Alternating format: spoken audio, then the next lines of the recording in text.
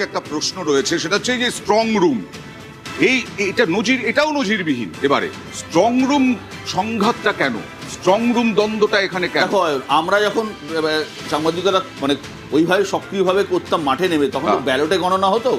একটা ভোট গণনা হতে 2 দিন বা 3 দিন লাগতো। ঠিক, তোমাদের অনেকের মনে আছে যে তখন দূরদর্শন ছাড়া কোনো চ্যানেল ছিল না, 3 দিন ধরে তখন সিনেমা দেখানো হতো, গণনার রেজাল্ট হতো, আর মাঝে মাঝে সিনেমা দেখানো হতো। এখনকার ছেলেমেয়েরা সেটা যারা মানে ভাবতেই পারবে না কিভাবে গণনা হতো।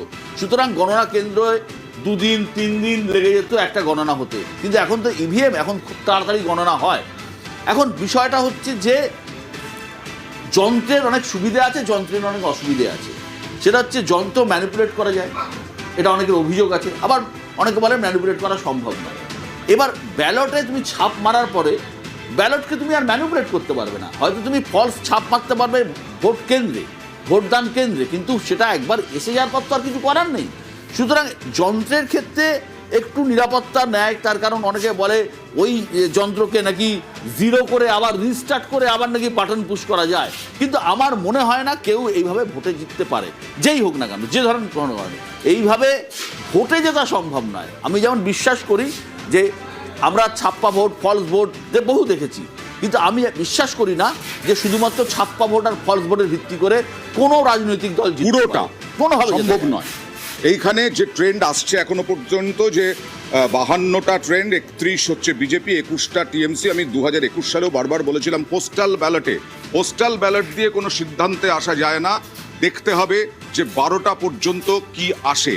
এই মুহূর্তে যা ট্রেন্ড দেখছেন সেটা হচ্ছে পুরোপুরি পোস্টাল ব্যালটের ট্রেন্ড। এই পোস্টাল ব্যালটে এখনো পর্যন্ত 31টা, যেমন নন্দীগ্রামে হলদিয়া থেকে এখনো কোনো ট্রেন্ডই এসে পৌঁছয়নি। আমাদের প্রতিনিধি অর্ণব হাজরা জানালেন। আমি বিশ্বদার কাছে যাবো। বিশ্বদা, এই ভোটটা প্রথম থেকে পরিযায়ী বাঙালি অস্মিতা, বাঙালি পরিযায়ীদের অত্যাচার, এই নিয়ে তৃণমূল কংগ্রেস সোচ্চার হয়েছিল। তার আগে বঞ্চনা, এটাও একটা বিষয় ছিল। বিজেপি পাল্টা ধর্মীয় মেরুকরণ, দুর্নীতি, এই বিষয়গুলো এনেছিল। এই দুর্নীতি আজকে শুধু না, গত কয়েক বছর ধরে বিজেপি অভিযোগ করে আসছে দুর্নীতি এবং অনুপ্রবেশকারী। এই দুটো ইস্যু কতটা ভারী বলে মনে হয়? দেখো, দুর্নীতি অবশ্যই একটা ইস্যু, কিন্তু আমি ব্যক্তিগতভাবে আমার মনে হয়েছে দুর্নীতি কখনো ভোটের ইস্যু হয় না। রাজনীতিবিদরা ক্ষমতায় গেলে চুরি করবেন, টাকা তুলবেন, এটা বাস্তব সত্য, সাধারণ মানুষ জানে। এটার মধ্যে কোথাও কোনো সমস্যা নেই, সন্দেহ নেই। রাজনীতি করতে গেলে টাকা লাগে। ধরো তুমি রাজনীতি করছো, তোমার বাড়িতে সকালবেলা 50টা লোক এসছে, 1 কাপ করে যদি তুমি চাও খাওয়াও, 5 টাকা করে তো লাগবে রে ভাই। 250 টাকা তোমার আসবে কোত্থেকে? রাজনীতি করতে গেলে টাকা লাগে। কিন্তু হ্যাঁ, দুর্নীতিটা একটা ইলেকশনে, আজকের দিনে একটা সময় যদি আমি দেখি যে রাজীব গান্ধী, ভিপি সিং যে নারা তুলেছিলেন, গলি গলি মে চোর হয়, রাজীব গান্ধী চোর হয়, তখন সবাই বিশ্বাস করেছিল। দুর্নীতির ইস্যুতে কিন্তু রাজীব গান্ধী সরকার কিন্তু ক্ষমতায় আসতে পারেনি। কিন্তু এখনকার দিনে দুর্নীতিটা বিরাট বড় ইস্যু বলে আমার অন্তত মনে হয় না।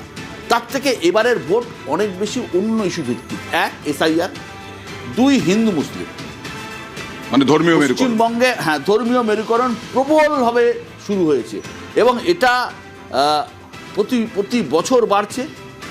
এখনো মানে আমি বলবো না যে একদম 100% হয়ে গেছে, 100% হয়নি নিশ্চিতভাবেই, কিন্তু ধর্মীয় মেরুকরণ বাড়ছে। এটা একটা বড় ইস্যু। এসআইআর একটা বড় ইস্যু, তার কারণ বহু মানুষকে এসআইআর এ নাম তোলার জন্য আসতে হয়েছে, আবার ভোট দেওয়ার জন্য আসতে হয়েছে, আবার ট্রাইব্যুনালে আসতে হয়েছে, লাইনে দাঁড়াতে হয়েছে। এটা একটা বড় ইস্যু, ধর্মীয় মেরুকরণ বড় ইস্যু। এবং একটা প্রতিষ্ঠান বিরোধী, যেহেতু 15 বছরের সরকার আছে, একটা প্রতিষ্ঠান বিরোধিতা আছে।